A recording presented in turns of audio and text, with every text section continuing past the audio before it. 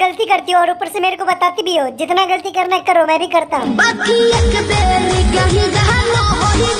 जब गंगा जी में नहाए जैसा तो ध्यान रखिए, हुआ देखे वाला बहुत रही छुप छुप के हमू देखे ले।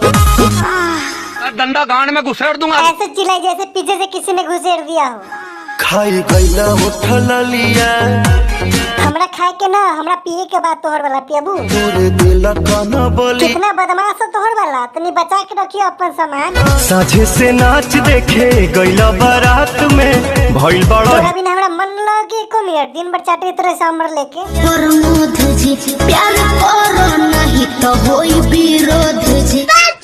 इतना करते फिर भी मन नहीं भरता। तुम दिन पर दिन फूलल जा रही हो और हम दिन पर दिन पतला होते जा रहे हैं। 1 किलो हाथ और नन भेजे मना कहिनी पूर्ववा ना जई हो ए पिया। अरे न जाइम तो कथी करम, जिंदगी भर तोरे गोदी में सुतल रहम तो पेट भर जाए। हाथे कवनो के कुछबो ना खही हो ए पिया। अहे हमर चिंता इतना न कर, वरना तोर तबीयत खराब हो जाता। हम केकरो कुछो न खाइले तोहरा अलावा।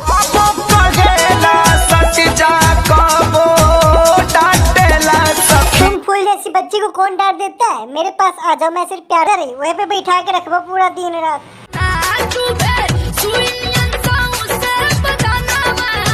क्या करी, तोरा देखते ही खड़ा हो जाता हमर।